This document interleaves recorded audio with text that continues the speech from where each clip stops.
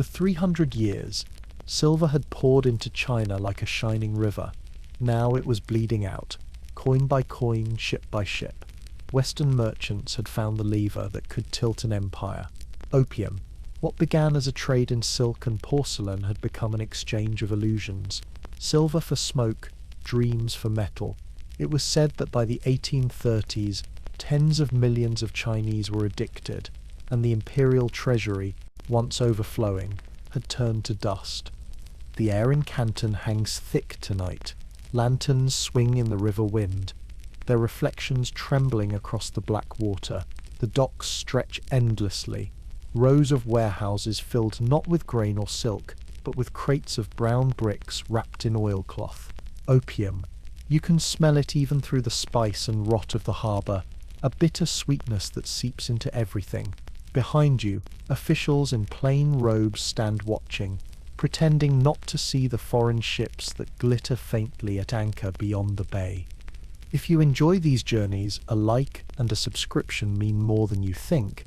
They directly keep this channel alive, and I'd love to hear from you too. Where are you listening from, and what time is it right now? Now together we full slip into the journey. You stand barefoot on the pier, your soles slick with salt and oil. The water glows faintly with spilled light from the foreign decks. Somewhere upriver, a temple bell rings, slow, uncertain, almost shy. It sounds nothing like the bells of Europe that some sailors hum about, yet even they fall silent when it tolls.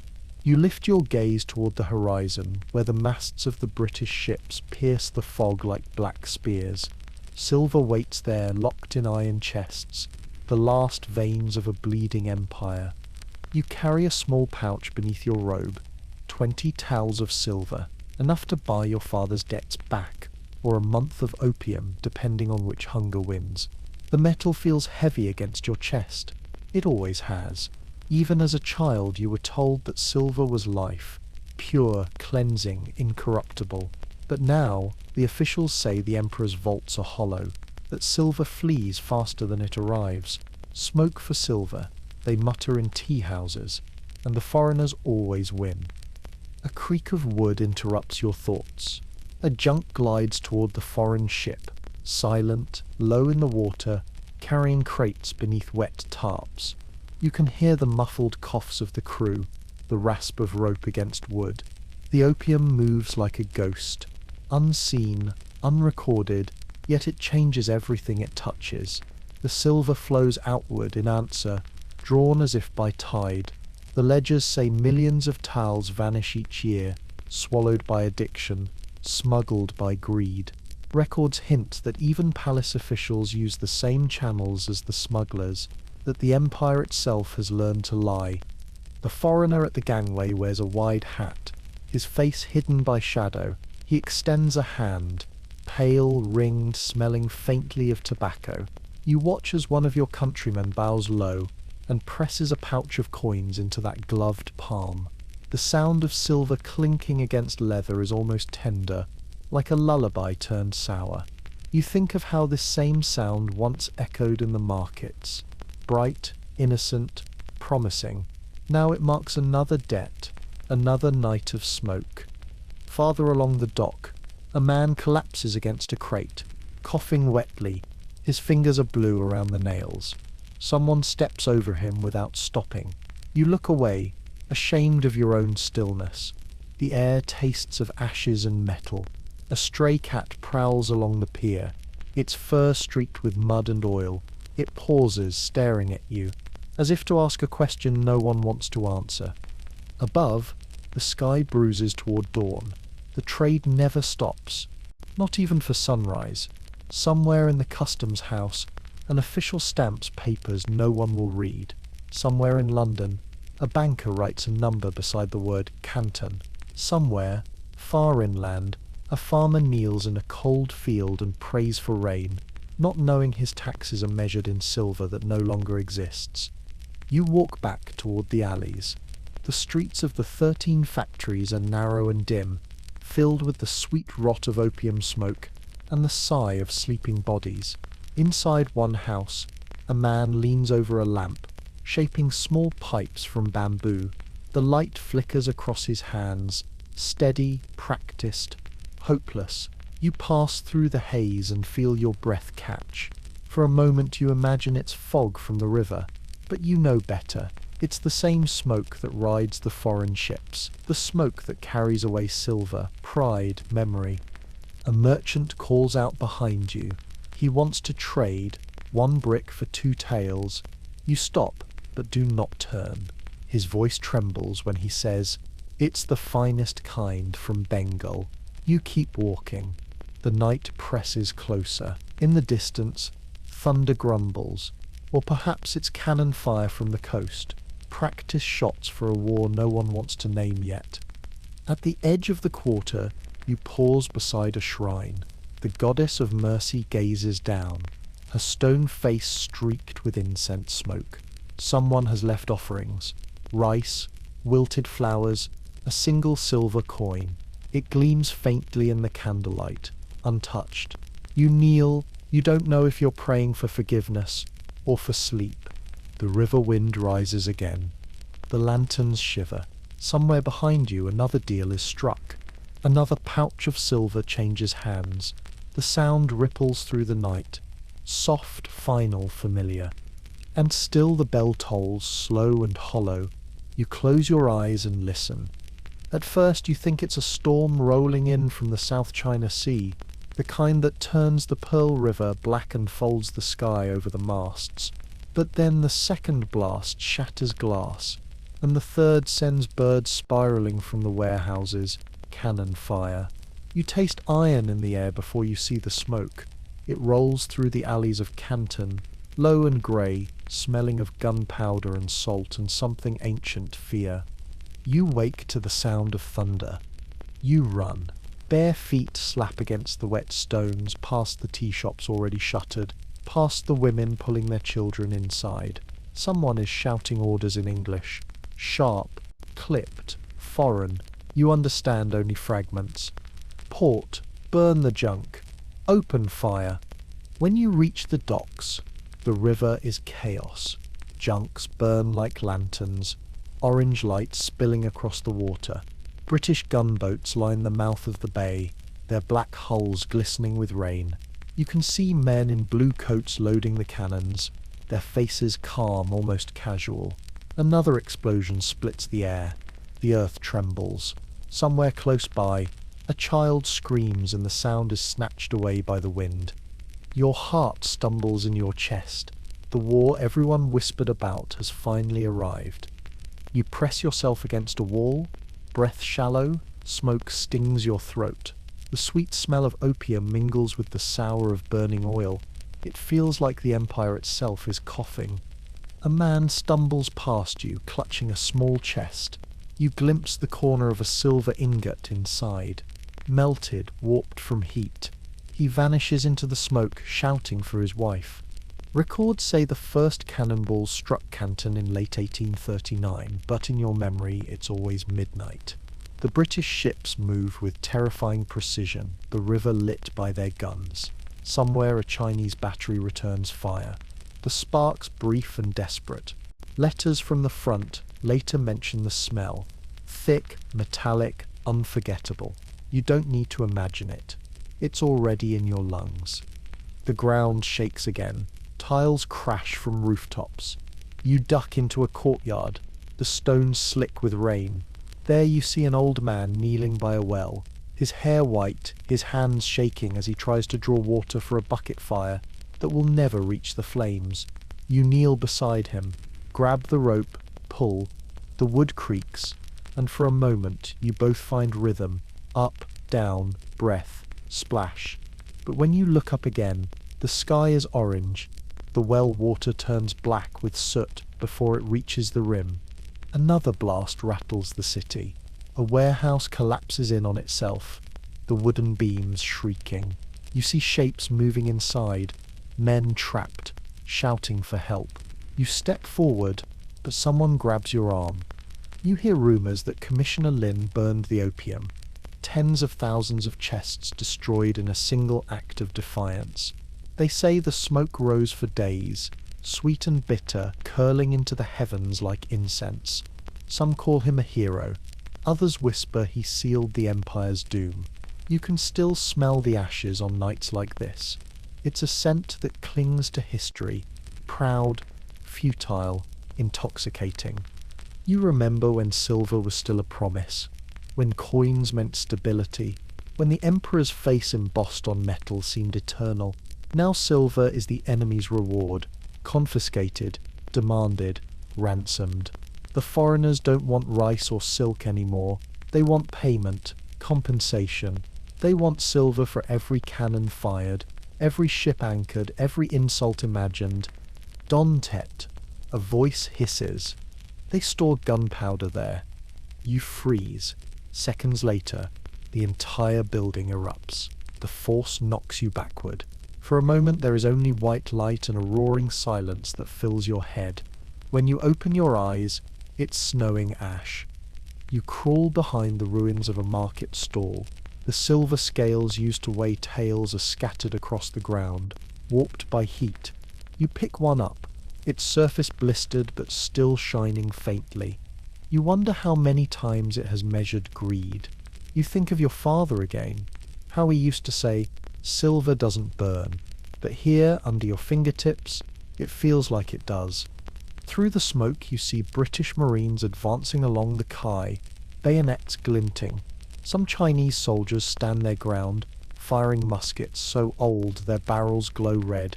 The sound is deafening, uneven, human. One man falls, then another. You can't tell who they are. Soldier, worker, merchant. Everyone looks the same beneath soot. You press your palms to your ears. The air pulses with violence.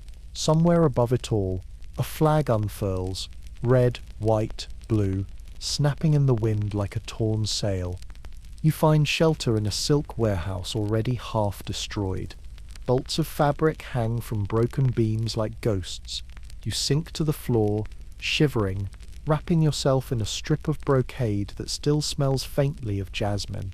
The fabric is soft, absurdly beautiful against your skin. For a moment you imagine a world where this is still trade, not war, where silver still buys silk, not blood. Outside, the rain starts again.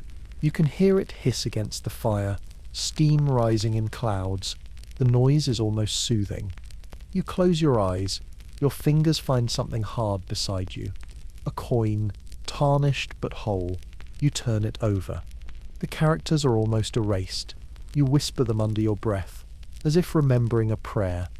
By dawn, the fighting fades. The city smoulders. Smoke hangs over the Pearl River like a shroud. You walk among the ruins, past bodies covered with torn silk, past shattered chests that once held silver. A dog sniffs at the ash. A child picks through debris for coins, her small hands blackened. You pass her without speaking. Words feel dangerous now. Even silence has weight. Somewhere distant, church bells ring from the foreign compound. Their sound drifts across the river, cutting through the chaos, steady, alien, unbroken. You wonder if the men who fired the cannons hear them too. You wonder if they sleep afterward. At the edge of the quay, the foreign ships wait motionless. Their decks gleam, freshly washed by rain. The flag still flutters. You realize with a hollow ache that the war is not just about opium or silver. It's about the right to dream without permission, and the price of waking too late. Somewhere behind you, a voice murmurs a prayer. You can't tell if it's for the dead, the living, or the empire itself. The smoke curls upward once more, thin and fragile, until it disappears into the grey sky. You lift your gaze to the river. The tide is turning. The surface glimmers pale in the morning light, not unlike silver. For a heartbeat it looks peaceful again, as if pretending nothing happened. The illusion almost holds. You take a step forward and the wet ash gives beneath your feet with a sigh. A letter later claims the British demanded $6 million silver for the destruction of opium, a number so vast it sounds like myth. But here, standing among ashes, you believe it. The empire will pay. It will always pay. You wake in darkness, though it is already morning. The mountain above you hides the sun, and the air tastes like rust. The miners call this place Cerro Rico, the rich hill, but it feels more like a wound that never heals. The year is 1578, or perhaps 1580. No one is sure. Dates blur down here, where daylight is a rumour. You're deep beneath Potosí, somewhere inside the cold lungs of the Andes, where silver lives and men slowly die to free it. Your back aches from the weight of the sack. Each stone you carry shines faintly when your torch passes over it, veins of metal running through rock like frozen lightning. The shaft is narrow. You can hear your own breath bouncing from the walls. Sweat drips into your mouth, salty, metallic. Somewhere below, someone coughs, a dry, hollow sound that ends too soon. You keep moving. You have to. They say the mountain feeds the world, that the silver you pry loose here travels across oceans, into coins that feed empires and build cathedrals. They say that without this place, there would be no kings, no trade, no China. You've never seen China, but you imagine it every time you see a piece of silver glint in the torchlight, as if the metal itself remembers where it's going. You pass a small altar dug into the rock. A clay figure of LTO grins through soot, horns blackened with candle smoke. The miners whisper to him before every descent, gifts of coca leaves, tobacco, sometimes a drop of liquor. You reach out, touch his rough face, and murmur the same words you always do. Let me leave with my lungs. The stone under your palm is warm, as if the mountain listens. Far above, the Spanish overseers are shouting. You can't make out the words, but you know the tone. Impatience, hunger, power. The Mitayos, conscripted labourers from distant villages, keep their eyes down. None of you were born here, but all of you will die here, sooner or later. Some from collapse, others from mercury, others from silence. Yet the work never stops. The mountain demands it, and the world applauds. You push deeper into the shaft. Your torch flickers. The air grows thin. The walls glisten like wet skin. Every sound, a pick striking, a chain rattling, seems to echo forever. You imagine the silver veins as rivers of light running through the rock, trapped for centuries, waiting for someone desperate enough to free them. You wonder what the first man thought when he saw that shimmer, if he felt awe or dread. Your pickaxe bites into stone. The vibration travels up your arms into your teeth. Tiny sparks dance in the darkness. When a chunk breaks loose, you feel a flash of pride, foolish, momentary. You lift it to your ear and tap it gently. The sound is clear, singing, a good vein. You smile despite yourself. The overseer will count the weight later, his gloves clean while yours bleed. When you climb back to the surface, the light blinds you. The mountain stretches above, its slopes stripped bare, streaked red and grey. Hundreds of figures move like ants across its face, carrying, digging, dragging. The air outside is no kinder. It's cold enough to crack lips, thin enough to steal breath. Yet the sky is impossibly blue, too pure for what happens beneath it. You blink up at the sun and think of the stories you've heard. Silver packed into barrels, hauled by mule trains across deserts, loaded onto ships in Lima, crossing to Manila, then to the markets of Canton. A journey longer than any life you'll ever live. A priest walks among the miners, swinging a censer that smells of frankincense and mercy. He tells you salvation is possible, that God forgives those who labor faithfully. You nod, but your hands still tremble. The silver dust never leaves your skin. Even when you wash, it clings. Some of the older men joke that it's the mountain marking its own. Others whisper that the dust turns to poison in the blood. You look at your arms, the faint shimmer under the dirt, and wonder which story is true. Later, at the smelting pits, you watch molten metal pour into molds. The glow is mesmerizing. Liquid light, living fire, the heat sears your face. And for a moment it feels like standing before a god. The foreman, a Spaniard with a scarred lip, laughs as he tosses a coin into the molten stream. "A seed for luck," he says. "You know better.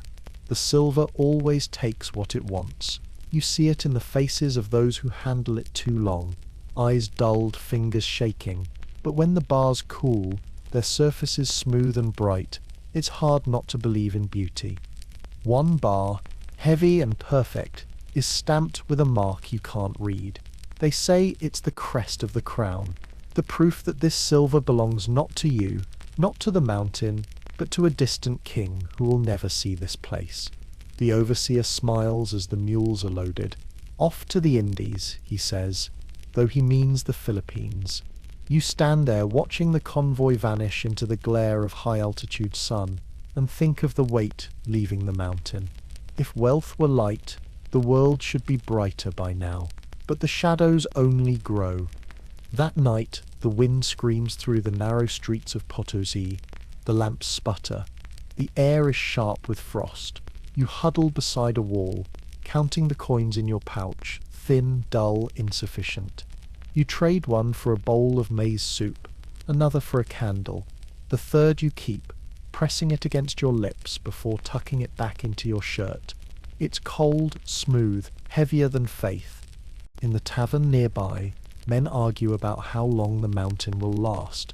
Some say 50 years, others 100. One man laughs and says the silver will never run out, that God himself buried it here for Spain. Another mutters that the mountain is hollow already, that it groans at night like a living thing in pain. You've heard it too, a deep, low hum that rises through the tunnels when the wind changes. Some call it the devil. You think it's just the earth remembering every blow. Before sleep, you climb a little way up the slope. The stars here are fierce, close enough to touch.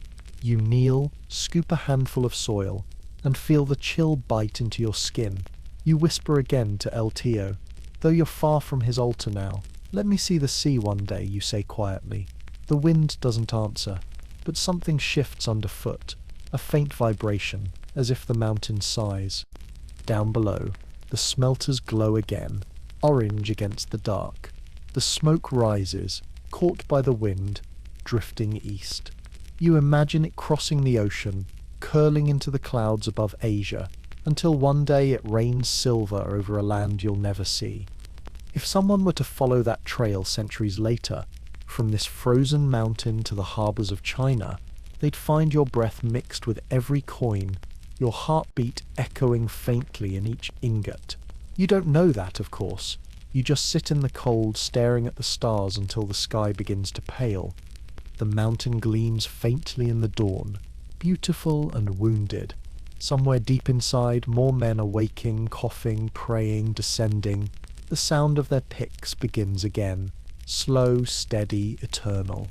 If you enjoy these journeys, a like and a subscription mean more than you think. They directly keep this channel alive. You wake to the groan of the hull. Wood flexes like bone, the ship breathing with the tide. The air tastes of salt and tar and fear.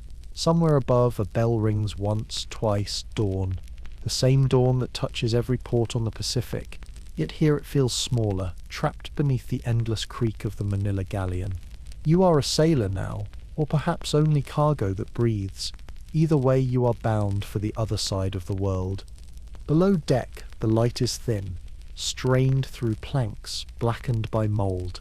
Rats scurry over barrels marked with the symbol of the crown, the same crest stamped on the bars of silver you loaded in Acapulco weeks ago. Each one weighs as much as a man's soul.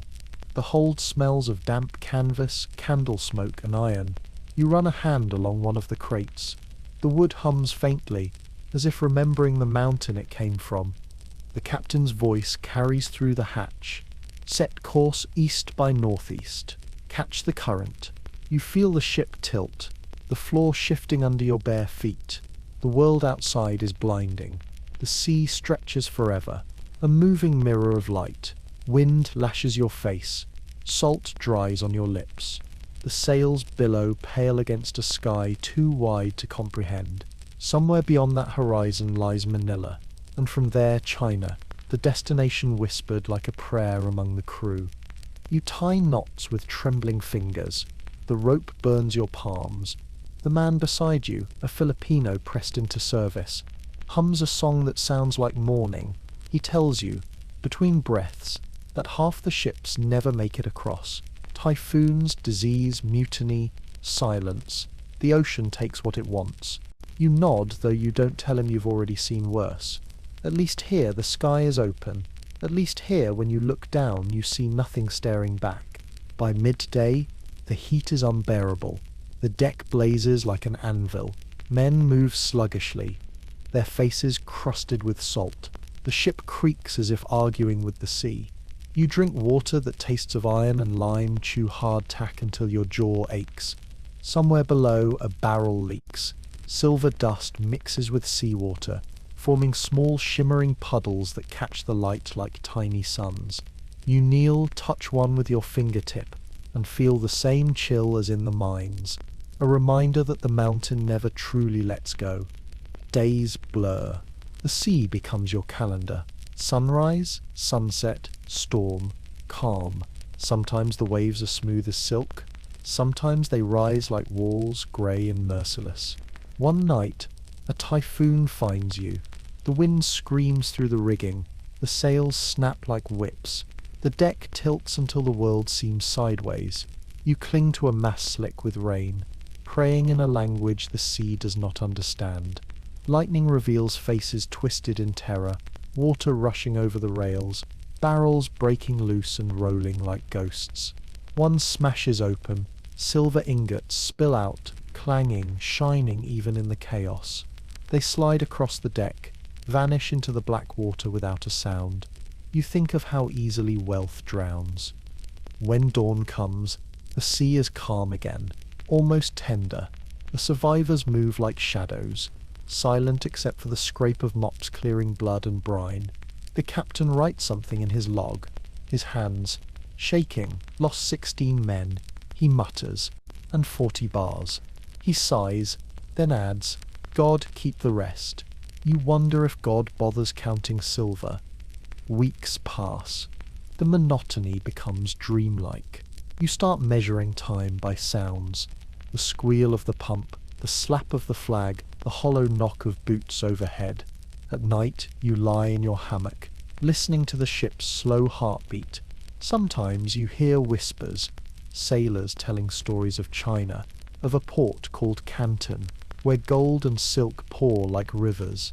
They'll trade silver for everything, one says. Even dreams. Another laughs softly. Dreams are all we have left. A month later, the first gull appears. Then another. Land. Someone shouts.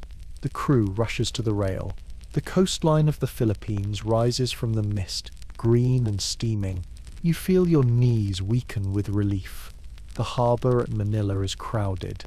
Galleons from Mexico, junks from China, smaller boats darting like insects.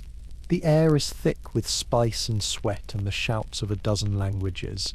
You breathe it in, dizzy. After so much emptiness, the noise feels alive. On the docks, crates are opened, coins counted. You see a Chinese merchant in a long silk robe, examining a bar of silver, nodding slowly. His fingers are delicate, his nails long and clean. You notice the faint reflection of your own dirty face in the polished metal.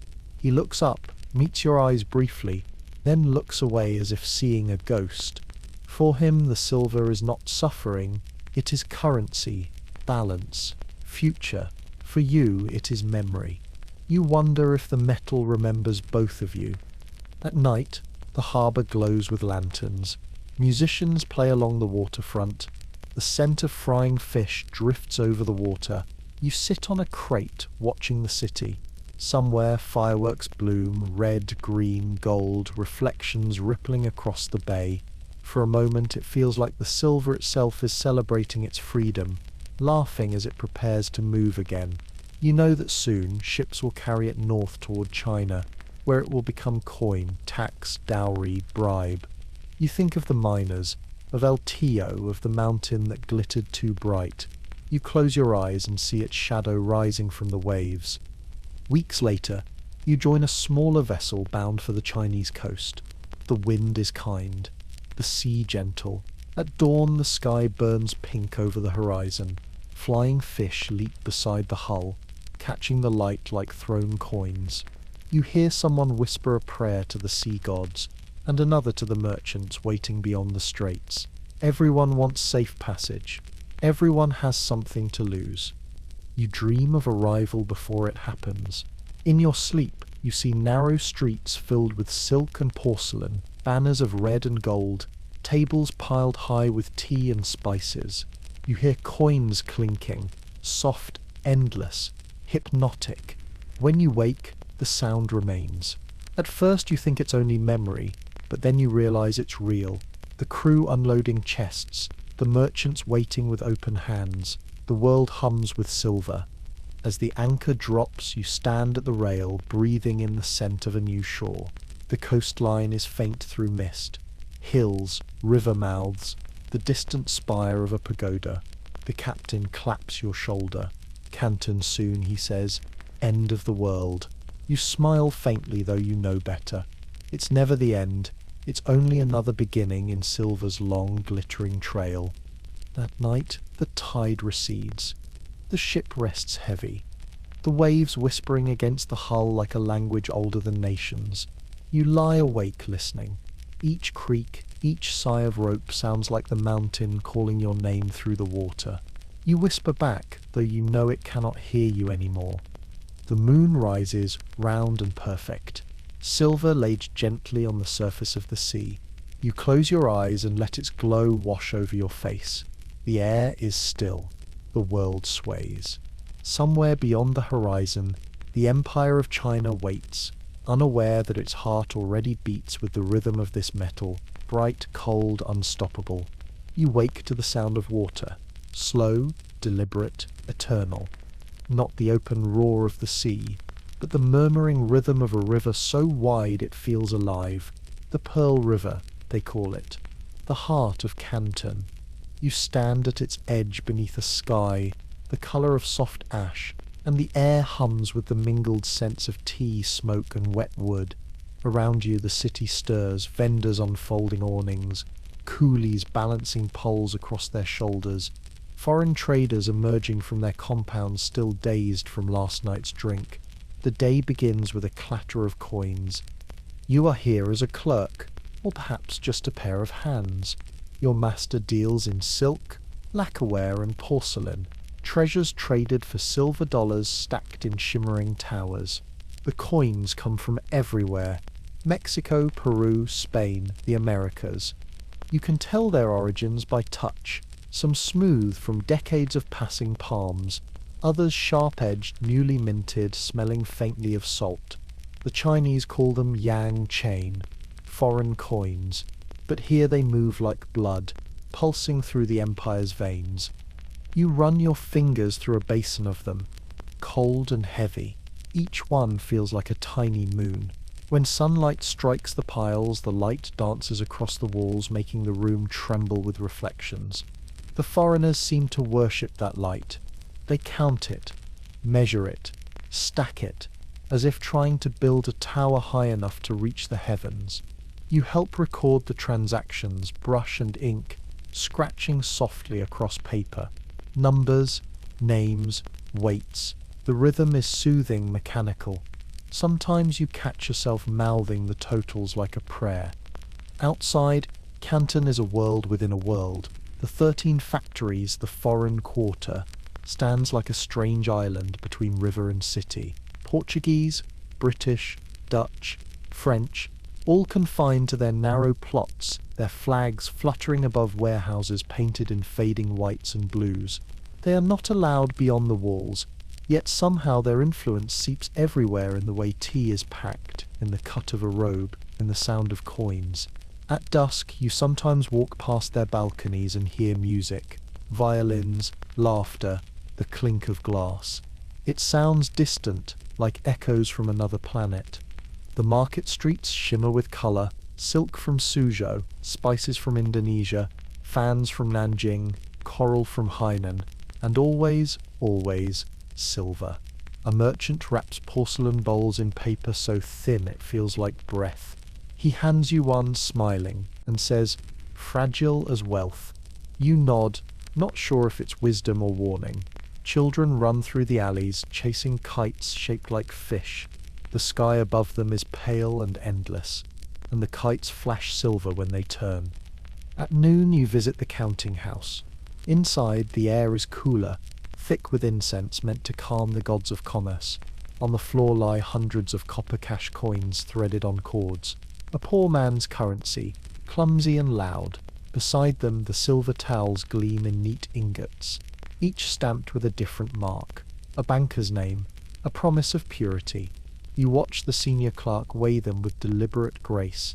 Every movement has its own gravity. He lifts one ingot, eyes narrowing, and murmurs, "Too light, too thin, someone's cheating the gods." You realize he isn't joking.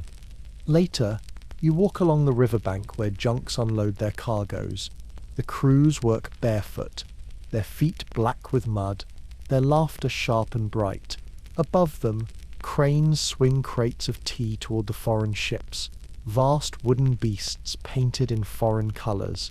The air vibrates with the strain of ropes and pulleys. Somewhere upriver, a bell tolls from a monastery, slow and patient. For a moment it seems to answer the clang of metal below, two kinds of worship entwined. By sunset, the city glows. Lanterns bloom like flowers along the streets. The water turns to ink, broken only by streaks of silver from the moon's reflection. You stand on a bridge watching the current. Coins change hands everywhere, in tea houses, in gambling dens, in quiet courtyards, where merchants whisper over ledgers. Silver no longer feels rare. It flows like the river itself, unstoppable, indifferent. You think of the miners in the far mountains and wonder if they ever imagine this. The laughter, the light, the illusion of plenty. That night, you're invited to a banquet in the foreign quarter. The tables gleam with porcelain and glass, each dish more elaborate than the last. Duck lacquered to a mirror sheen, shrimp floating in golden broth, sweets shaped like flowers. Your master laughs beside a British merchant whose cheeks are flushed from wine. They toast, not to friendship, not even to peace, but to profit. You sip tea, silent. Across the room, a musician plucks a peeper, the notes soft as falling rain. The Britishman mistakes it for sorrow and laughs. You watch the reflection of the candles in his cup, small trembling stars swimming in silver. During a lull, you step outside to breathe. The night air tastes of smoke and river fog. Along the quay, labourers unload more chests of silver under guard. One slips, the lid cracking open. Coins spill across the ground like rain, rolling into shadows, chiming softly. No one moves for a moment. Then the guards shout, the men scramble, and the coins vanish as quickly as they fell. You stand there frozen, the sound echoing in your bones like a prophecy whispered too soon. Records say that by the 18th century, nearly half the world's silver rested here within China's borders. Yet even now you can sense unease in the air, a tremor beneath the prosperity. Prices shift without reason. Peasants whisper that copper coins buy less rice each season. The emperor's taxes demand silver alone. Farmers must sell their harvests, their tools, even their homes just to find enough metal to pay. But here on the glittering river, no one wants to look inland. The merchants smile. The foreigners keep counting, and the river keeps shining, patient, endless. You walk home through narrow alleys where lanterns swing from bamboo poles. A beggar child follows you for a few steps, humming tunelessly, then disappears into the crowd. In your room, you open your ledger. The pages smell faintly of smoke. You trace the columns of numbers with your fingertip. 3,000 towels in, 2,940 out. Always the same rhythm, like breathing. You dip your brush, write the date. Outside, rain begins to fall. Soft and even, the sound blends with the whisper of coins on your table. As you blow out the lamp, the darkness shimmers faintly, as if the night itself were silver dust, rising, drifting, refusing to rest. In that quiet, you think of what silver has done: built temples, bought armies, filled the emperor's coffers, and emptied the people's bowls. You wonder if it remembers all of this, if each coin carries a memory, if every trade leaves a trace of breath. Maybe the silver dreams too, somewhere deep beneath the river, whispering of the mountain that birthed it and the hands that bled for it. The rain grows heavier. The city sighs in its sleep. The river keeps flowing past the factories, past the temples, past the open sea, carrying reflections of lanterns, fragments of songs, and the faint, eternal gleam of metal that will one day undo it all. You wake to the sound of drums. Low, deliberate, echoing through corridors of red and gold, the air smells of rain and lacquer and the faint sweetness of incense. It is morning inside the forbidden city. A pale light seeps through silk curtains, gliding across tiled floors, polished so smooth they mirror the sky. Somewhere far beyond the vermilion walls, merchants count coins and peasants bend over fields. But here time moves differently, measured not in days, but decrees. You rise, straighten your robe, and listen as the drums mark another hour in the empire that silver built. You are a clerk within the Ministry of Revenue. Your task is simple and endless: to count, to record, to ensure that the flow of silver from every province reaches the Dragon Throne without delay or deceit. You handle documents that smell faintly of ink and mildew, the paper soft from the touch of generations. Each sheet tells the same story: grain converted to silver, silver to tax, tax to tribute. The empire feeds itself on metal now. Rice is too fragile, too perishable. Silver endures, silver obeys. Outside your window, the palace gardens glisten after rain. Peacocks move between pines, their feathers dull in the mist. Servants sweep fallen petals from the marble paths. Everything here seems eternal, arranged, serene, yet beneath that calm, you can feel the weight of something vast and brittle, a dependency so complete it has become invisible. Every robe, every meal, every brick in the walls owes its existence to silver. Without it, the empire would be a body without blood. You walk the corridor toward the Hall of Harmony. Eunuchs pass silently, their slippers whispering across stone. The emperor is holding audience. You stop at a respectful distance, watching as ministers kneel on embroidered mats, their foreheads pressed to the floor. The Son of Heaven sits high on his throne, framed by dragons carved from sandalwood. His expression is unreadable, a mask of stillness. Before him, treasurers unroll scrolls, listing the empire's wealth. Numbers flow like poetry. 4 million taels from Jiang, 2 million from Hubei, each province a heartbeat, each figure a breath. But beneath the polished tones, you can hear anxiety. The coffers are filling slower this year. A courier kneels and presents a sealed letter. It carries news from the south: floods, famine, rebels. The silver taxes have not arrived. For a moment the silence is absolute. Then the emperor's voice, soft but cutting: "Why?" The ministers bow lower. One stammers something about harvest failures, another about corruption. The emperor's eyes narrow. Without silver, he says, the state cannot breathe.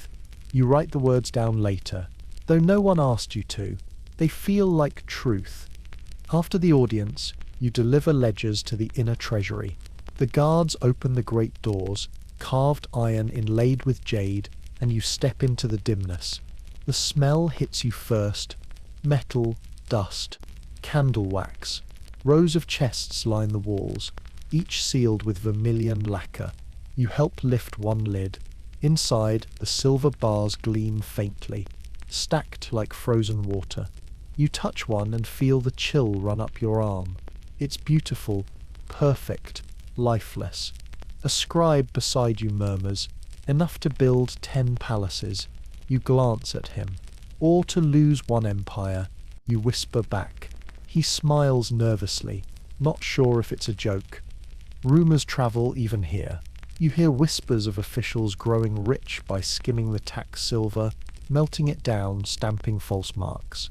Some say eunuchs hoard it in hidden chambers beneath the city. Others claim the Empress Dowager herself funds secret projects with it. None of it surprises you. Silver breeds hunger, not of the body, but of the soul. You've seen clerks whose eyes gleam brighter than the metal they weigh. You've felt the same heat sometimes, counting taels that could buy peace or ruin. At dusk you climb the wall near the Meridian Gate. The city stretches below like a map drawn in ink. Grey roofs, winding alleys, the thin smoke of evening fires. Somewhere out there, in the labyrinth of courtyards, people sell trinkets, food, their own labour, everything measured in silver.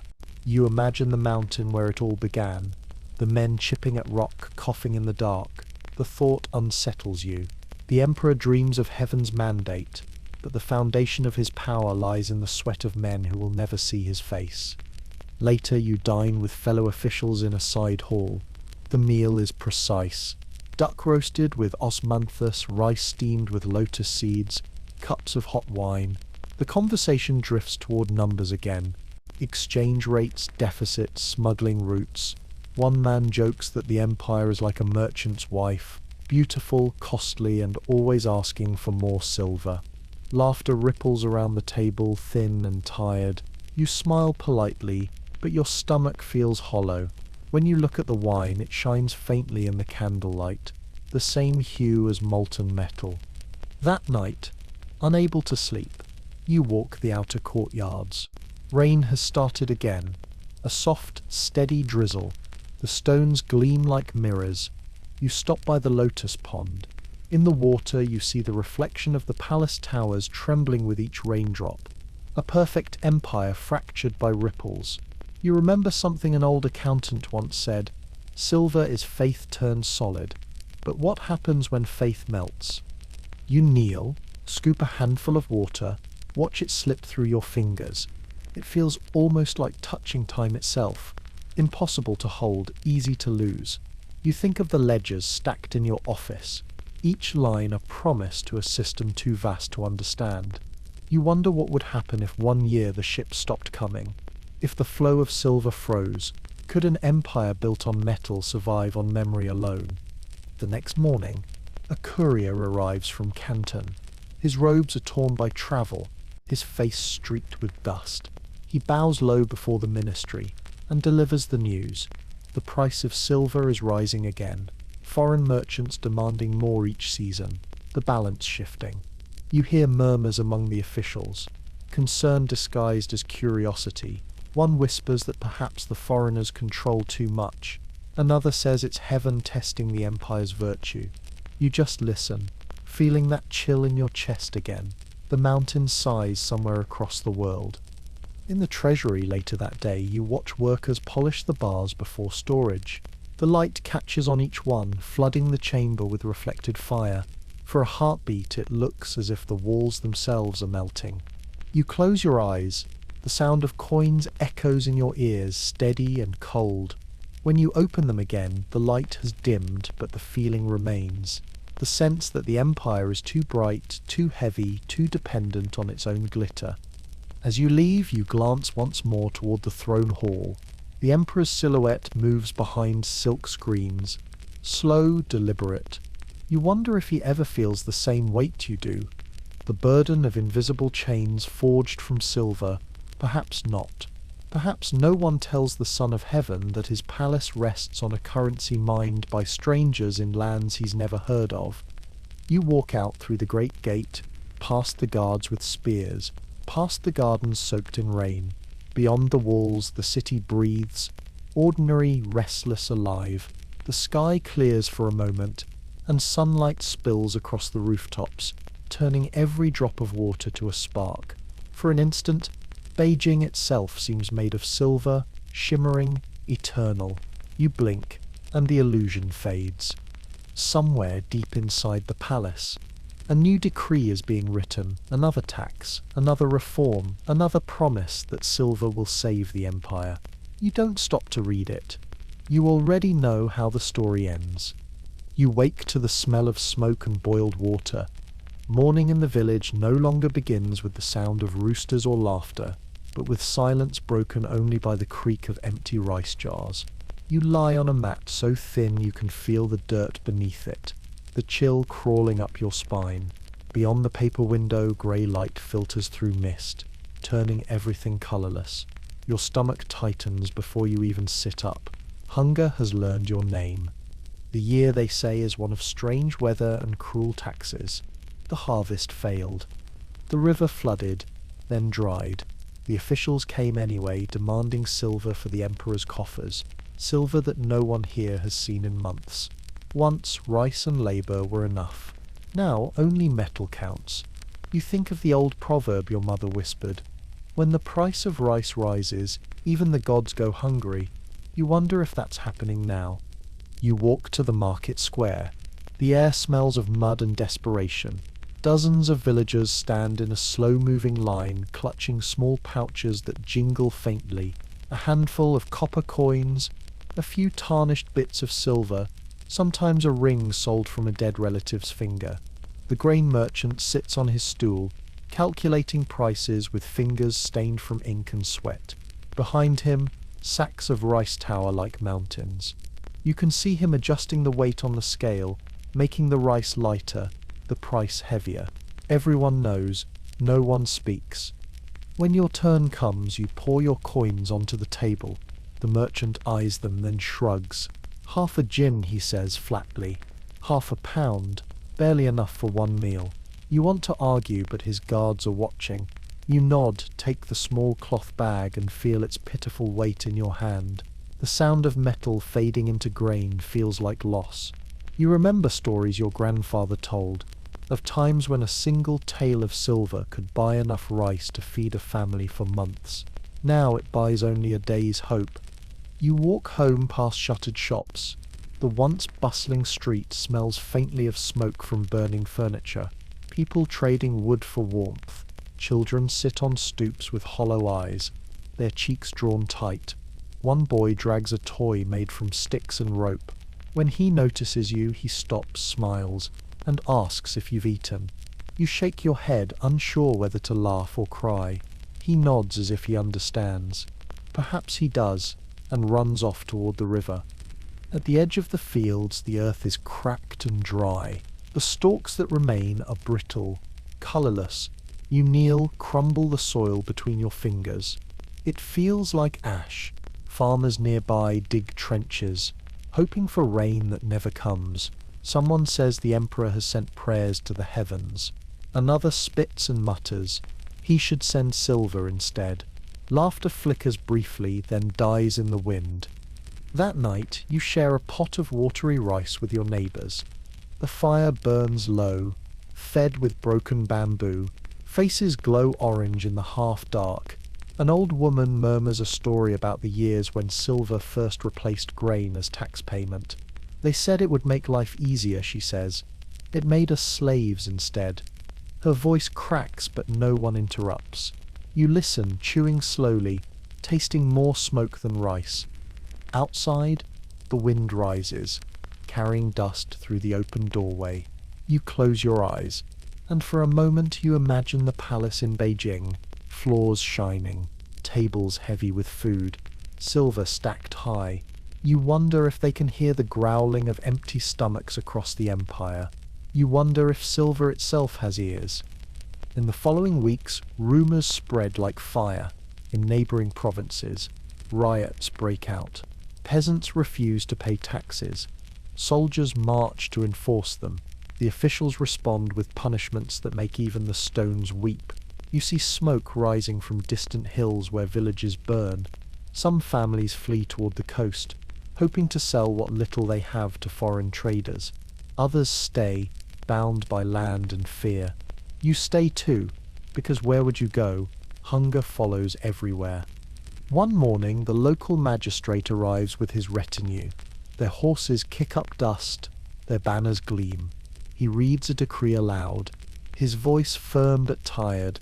By imperial order, all arrears must be paid in silver within 30 days. The villagers murmur, eyes downcast. Someone asks what happens if they cannot. The magistrate hesitates, then says softly, "Then your land returns to the emperor." A woman collapses into sobs.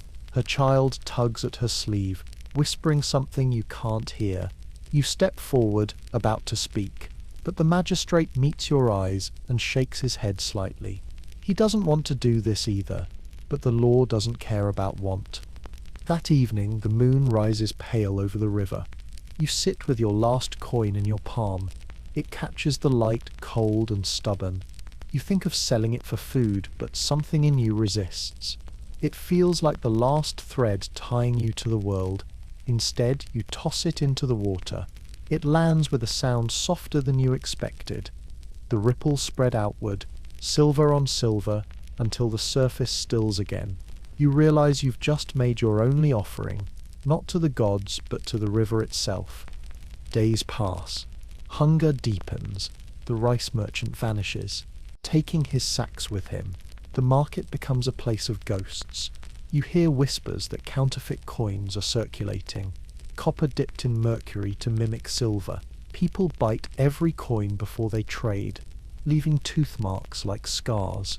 One man is caught and beaten for shaving coins thinner to stretch their worth. Another sells his daughter to a passing trader for 2 taels. When you hear the cry that follows, you feel something inside you break, quietly, like ice. Then, unexpectedly, rain. It begins as a mist, then turns to sheets of silver-grey water pounding the earth. The fields drink greedily, the air thick with the scent of mud and life. Children dance barefoot in the puddles. You stand under the eaves, watching, tears mingling with the rain. For a few hours the world feels clean again, but when dawn comes the river has flooded, taking half the village with it. The price of rice rises once more. Weeks later, famine carts roll through, collecting the dead. No one counts anymore. The officials leave their posts, the soldiers desert. In the ruins of the market you find a single coin lying in the mud, dull, worn smooth by time. You pick it up, wipe it against your sleeve. For a moment it catches the faintest glimmer of light, like memory. You close your hand around it. It's heavier than you remember. Maybe it always was. By now you've learned that silver never truly feeds anyone. It promises, commands, measures, but it never nourishes. You think of the miners who dug it, the merchants who traded it, the emperors who worshipped it, all of them starving in their own way. You turn the coin over, trace its faded mark, and whisper, "You win." Then you drop it again, this time not into water, but into the open earth. The sound it makes is soft, almost kind. The soil closes around it without protest. You stand there a long while, listening to the wind moving through the empty fields. Somewhere far away, a bell rings, perhaps from a temple, perhaps from a ship. You can't tell. You close your eyes and the world feels lighter, though nothing has changed. You wake to the rhythm of oars dipping in silence. The world around you is silver and black, the kind of night where the sea and sky melt together.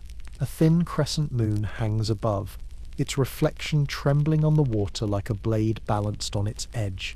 The boat rocks gently beneath your feet. The men rowing do not speak. Even the gulls sleep tonight. Only the faint creak of wood and the sigh of the tide remind you that the world still moves. You are part of a small crew bound for the islands beyond Guangdong, smugglers, though none of you ever use the word. You call yourselves Hai Shang Ren, men of the sea. Officially, trade with foreigners is forbidden except through Canton. Unofficially, the Empire's hunger for silver has made honesty a luxury. Somewhere ahead, past the reefs and shadows, waits a merchant ship flying no flag. On board, foreign traders with pale faces and quick hands.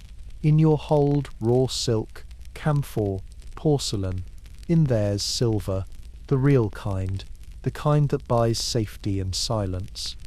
The oars dip again. The sea glows faintly with plankton, each stroke leaving a trail of light. You trail your fingers in the water, watch the sparks drift from your skin. It feels like touching the stars. Around you, the crew murmurs quiet prayers to Muzu. the goddess of sailors. A small incense stick burns in a bowl near the prow, its smoke curling upward, vanishing into mist. No one looks at it for long. Superstition is safer when unspoken. The air smells of salt, tar, and damp bamboo. You taste the night on your tongue. Bitter, clean, endless. The man beside you hums a tune from Fujian, soft as breathing. He lost his brother to a patrol last season. The Imperial Navy caught their junk near Hainan. Only the younger one escaped. You glance at him, and he nods once as if to say, "Not tonight." You nod back. The sea keeps its secrets when it must. Near midnight, you spot the lights, faint, steady, arranged in a line. The foreign ship, its lanterns glow like amber in the dark. The captain lifts a lantern of his own. 3 short flickers, a pause. Then the ship answers with 2 long, the code matches. You exhale slowly. The rowers adjust course. Silent as shadows, the hull slides through the water without a sound. Every splash feels too loud, every heartbeat like a drum. When you draw near, the foreign ship looms vast, a floating city of wood and iron. Figures move along the deck, pale ghosts outlined by lamplight. A rope ladder drops. You climb, the salt burning your hands. At the top, the smell of tobacco and rum hits you, thick and sweet. A man in a dark coat greets you with a grin missing 2 teeth. His accent twists your name into something unrecognizable. You nod anyway. Words don't matter tonight. Only silver does. The deal is simple. You unload crates of silk and lacquerware. They give you chests of coins. But simplicity never feels clean. You watch as 2 men roll a chest open. Inside, hundreds of Mexican dollars gleam, stamped with the face of a foreign king. You pick one up, bite it lightly. The metal tastes honest. The foreigner laughs softly, raises his glass. "To the moon," he says. You glance upward. It sits low now, fat and pale, watching everything. Below deck, the air grows heavy. You count and recount, hands trembling. Every coin you touch feels colder than the last. Somewhere in the back of your mind you remember your father's voice. Silver makes men forget their names. Maybe that's true. You haven't spoken yours aloud in months. The captain pays each man a handful of coins for the voyage, enough to buy a season of food or a lifetime of regret. You slide yours into your sash, feeling their weight press against your ribs. They feel both comforting and dangerous, like carrying a loaded weapon against your heart. When the trade is done, the ships drift apart like strangers who've shared a sin. The foreigner tips his hat. "Safe winds," he calls. You nod, though you know there's no such thing. The oarsmen push off. The sea closes between you. Within minutes, the lights of the foreign ship fade into mist, swallowed whole. The silence returns, immense and patient. Hours later, a cloud passes over the moon, plunging the world into shadow. The crew grows restless. You can hear the captain whispering orders. Slower, quieter, then faintly another sound. Oars, not yours. You stiffen. A shape moves in the distance. A smaller boat, unlit, gliding fast. Patrol. You can smell the resin of their torches, even before they flare to life. Panic ripples through the crew. Someone curses under his breath. Someone else starts to pray. "Drop the cargo." The captain hisses. "Lighten the load." The men obey without hesitation. Crates of porcelain crash into the water, sinking with soft thuds. Silk unravels like ghosts. You hesitate only once, over the chest of silver. The captain meets your eyes, voice low but sharp. "All of it," he says, "or we die." You grip the lid, open it, stare for a heartbeat at the coins. Moonlight caught in metal. Then you push. The chest tips, slides, falls with a hollow splash. For a moment the sea flares silver, then darkness closes again. You listen to the bubbles rising, the sound of wealth sinking. It's strangely beautiful, like music. You wonder how many such chests rest on the ocean floor. each one a secret the Empire will never confess. By the time the patrol reaches your wake, you're nothing but another shadow among many. The captain orders the lantern extinguished. The crew rows with slow, steady strokes. You watch the patrol pass, 2 boats, each bearing the Imperial crest. Their torches sweep across the waves, gold against black. You hold your breath. One beam of light grazes your face, lingers, then moves on. The sea remains silent. The moon hides again. You start breathing only when the lights disappear. Dawn finds you drifting near the coast, exhausted but alive. The water is calm, tinted pink with the first light. You can see fishing boats heading out, nets glinting. To them, you're just another vessel returning from night's work. The captain laughs softly, relief breaking through his fatigue. The sea is merciful, he says. You know better. The sea just doesn't care. On shore, you help drag the boat onto wet sand. The others scatter to their families, their markets, their lies. You remain for a moment, staring out at the horizon. The sun climbs higher, burning away the mist. In its glare, the sea looks almost metallic, as if all the silver you've ever thrown into it has melted into light. You dig your toes into the sand and think of how many lives depend on that glow, how many rise and fall with the tide. A wave washes over your feet, cool and clean. You imagine it whispering, not in words, but in rhythm, a secret maybe, a promise or a warning. You can't tell which. You close your eyes. Let the sound fill your chest. The smell of salt mixes with something faint and human. Sweat, breath, the ache of survival. Somewhere behind you, the village wakes. Children's voices echo faintly. A bell rings from a temple on the hill. You turn once more toward the horizon. The last of the moon fades pale against the brightening sky. Its reflection still shivers on the water for a few seconds before it's gone. You realize you've spent your entire life chasing that shimmer, the same shimmer that men kill and drown and pray for.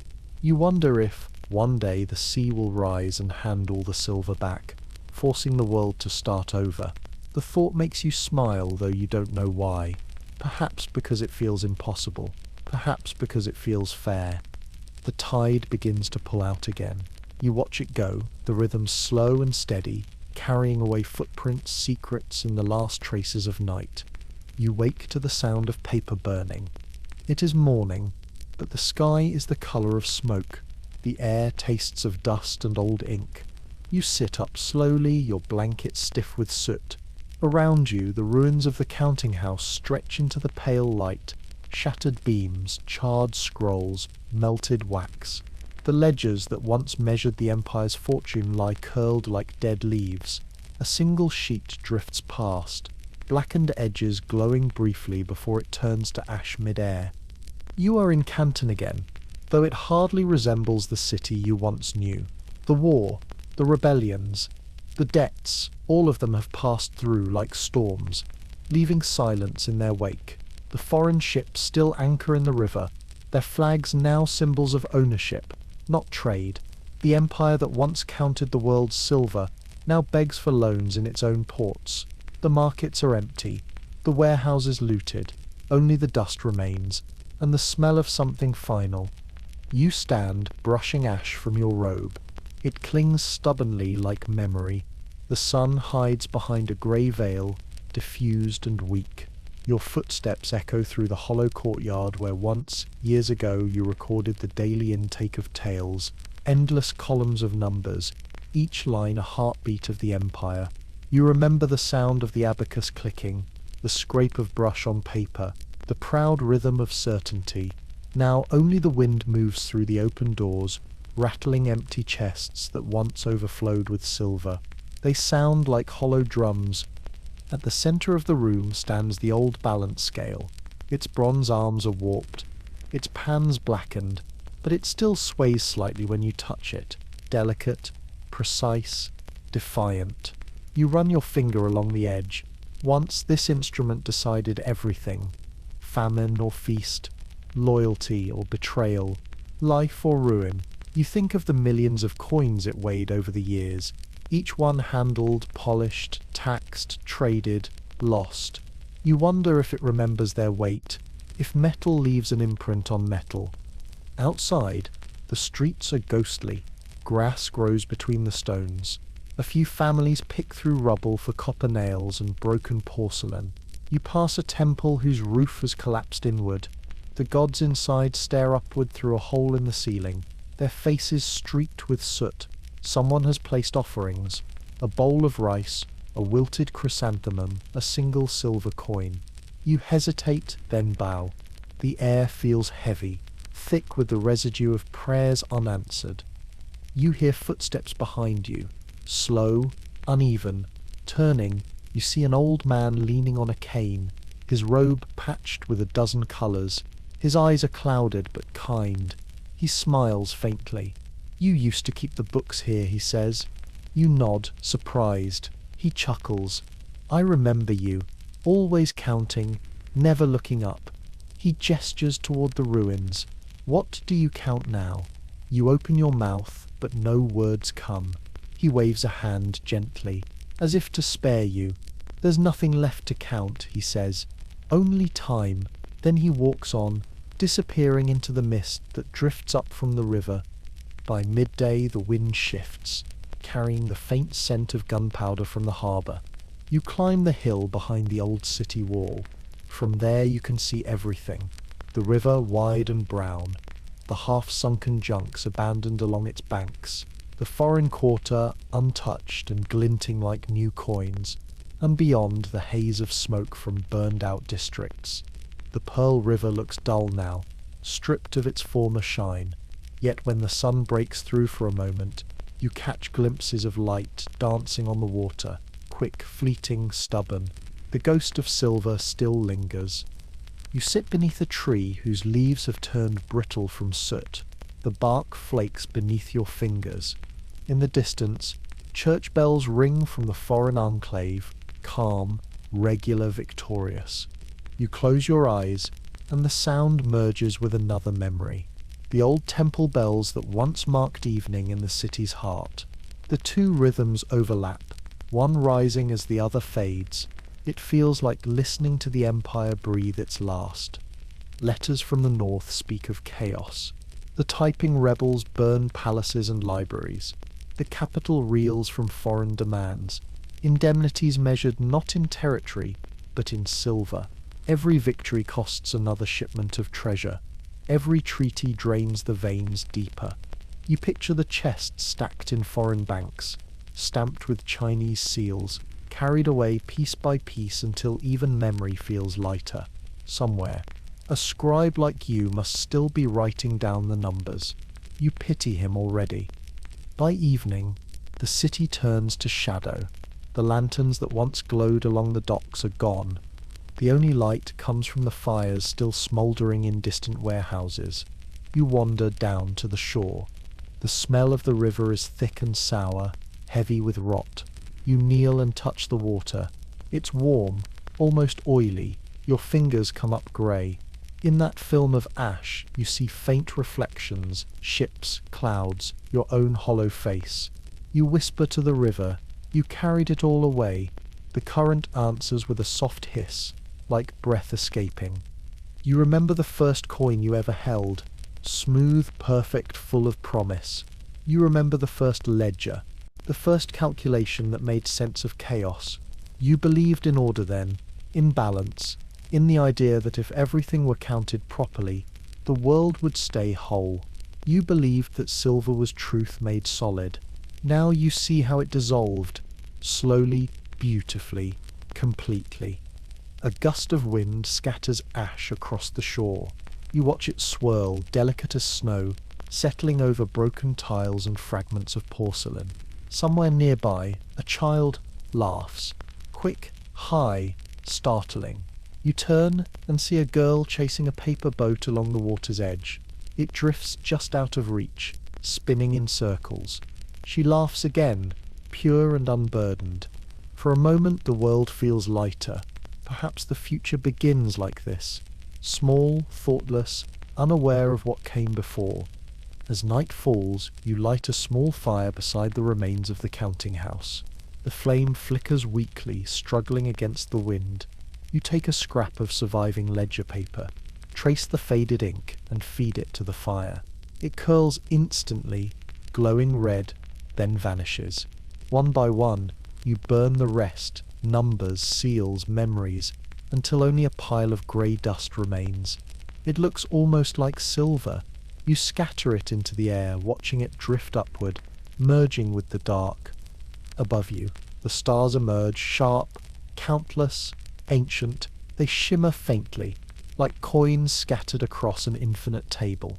You lie back on the ground, hands folded behind your head, and watch them flicker. You think of the miners in the mountains, the sailors on the galleons, the merchants of Canton, the emperor in his palace, all of them part of the same current, all of them dust now, carried away on the same breath of history. The fire dies. The ashes cool. In the distance, the bells ring once more, low, patient, resigned. You close your eyes and whisper, "It's finished." But even as you say it, you feel the faint tremor of the river below, endless, unbroken, carrying what's left of the empire toward the sea. If you enjoy these journeys, a like and a subscription mean more than you think.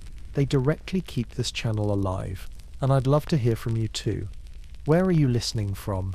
And what time is it right now? You wake to the hum of the modern city. Engines, voices, neon lights humming like 1,000 small insects. The air smells of asphalt and rain, of fried dough from the street vendors already setting up their stalls. It takes you a moment to remember where you are.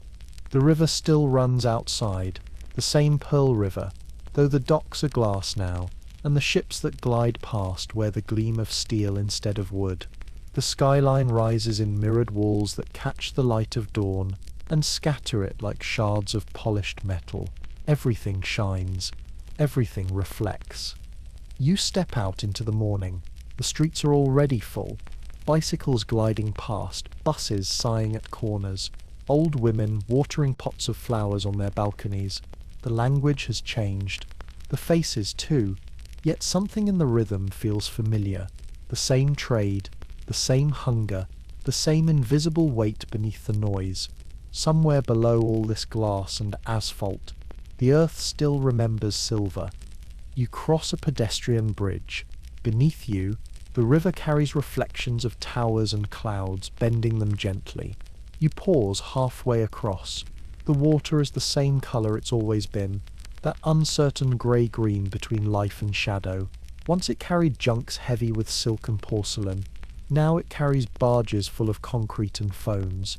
The current hums like memory, deep and indifferent.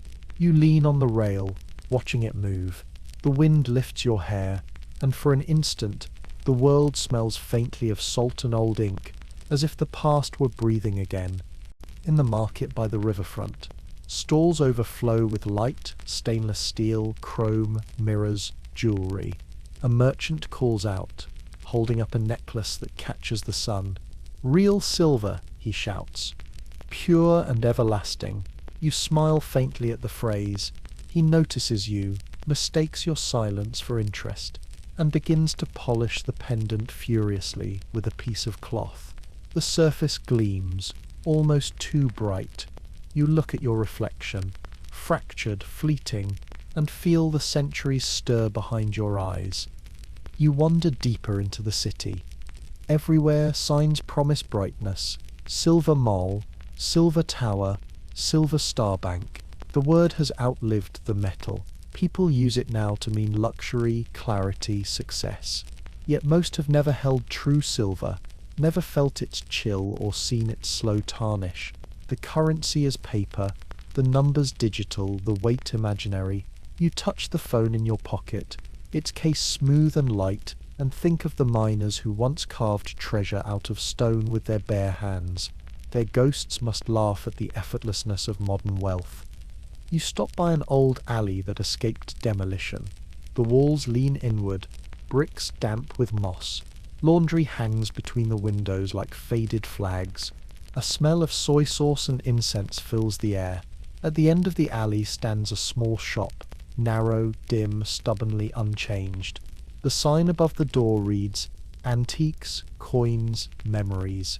Inside, the light is soft, golden, quiet. The shopkeeper is an old man with silver hair tied in a thin braid. He greets you with a nod and gestures toward a glass case.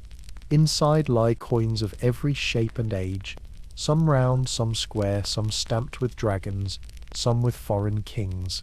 He lifts one carefully, places it in your palm. "Late Qing," he says. "From before the wars, real silver.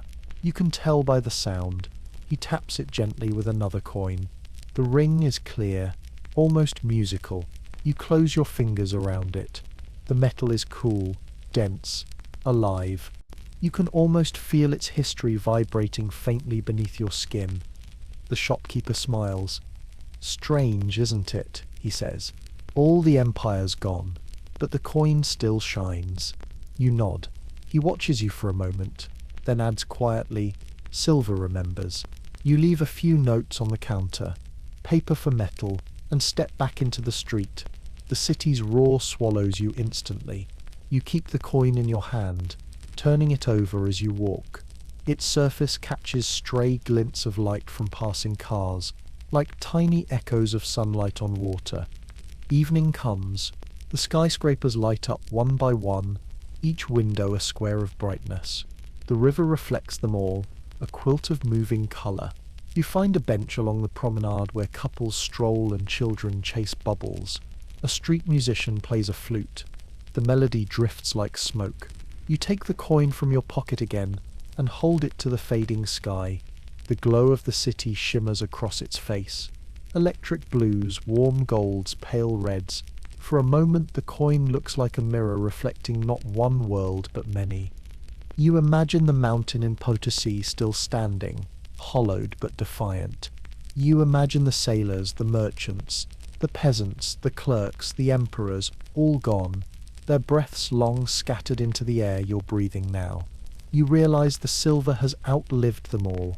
It has moved from hand to hand, ship to ship, century to century, absorbing human greed and hope like a sponge absorbs light. It has been currency, idol, mirror, memory. Now it's decoration, silent, beautiful, harmless, or so it seems. A young boy approaches. "Curious, is that real?" he asks, pointing to the coin. You nod. He grins. "Cool. My grandma says money used to be heavy." You smile at his words. "Yes," you whisper. "Very heavy." He laughs, waves, and runs back to his mother. The sound of his shoes fades into the rhythm of the city. Tires on wet asphalt, footsteps, distant music. Everything moves forward, everything forgets. But you feel the coin pulsing faintly in your hand, as if remembering for all of them. The wind from the river turns cool. You close your eyes, let it brush your face. The noise of the city softens, blending into something that almost feels like waves. You think of all the sounds that came before. The clink of coins, the toll of bells, the roar of cannons, the whisper of silk. They overlap and dissolve, leaving only this, the heartbeat of water against stone. You rise and walk to the edge of the promenade. The river glows beneath the streetlights, each ripple catching a fragment of brightness. You open your hand.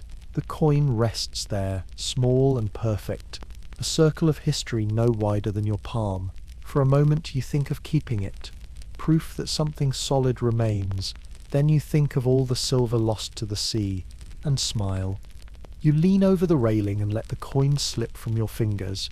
It falls silently, spinning once before it vanishes into the dark. The ripples spread outward, soft, widening, fading. You watch them until they disappear. The water closes over the past with no protest, no sound. The city behind you hums on trains, laughter, wind through trees. The night air is warm, smelling faintly of rain and electricity. You breathe slowly, deeply. The silver is gone now, yet the feeling of its cool weight lingers in your hand, not burden but echo. You turn away from the river and start walking, each step lighter than the last. In the windows around you, reflections shimmer, not coins anymore, but lives, people eating, talking, dreaming, light without metal, value without weight. You realize that the empire never truly ended. It simply turned into memory, carried quietly in every breath, every reflection, every flicker of light on the water. The wind rises once more, gentle and endless. It smells faintly of salt. Somewhere far away the tide returns to the shore, whispering through centuries. You slow your pace, feeling the night settle around you. Soft, safe, familiar. The noise recedes. The light dims. Only the rhythm of your breath remains. The echoes fade. The silver sleeps. You sit safe now. The river drifts quietly beyond the edge of sound. The air has softened. The streets have emptied. The lights in the buildings blink out one by one, until the city seems to exhale. Above, clouds stretch thin across the stars, glowing faintly like old metal under dust. You breathe in, long and slow. The air feels cool inside your chest, calm as still water. Somewhere far below, the coin you dropped settles into the silt. It joins 1,000 others that time forgot, each one carrying a story folded inside its silence. They rest together, not as treasure, not as loss, but as peace. The river covers them with sand, and the current sings them to sleep. You walk home beneath streetlights that buzz softly, their halos trembling in the mist. The sound of your steps grows fainter with every block.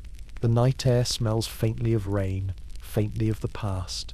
You feel the tension leaving your shoulders, the weight lifting from your hands. You don't need to carry history anymore. It carries itself. When you reach your door, you pause, listening. The world is quiet. The hum of engines has faded, replaced by the heartbeat of your own breathing. You close your eyes and let it slow, steady, gentle. You picture the river still moving, silver and dark, winding through the city like a vein of light. You picture the mountains sleeping under the stars, the sea calm and endless. Everything that once was still exists, only softer, quieter, kind. You're safe now.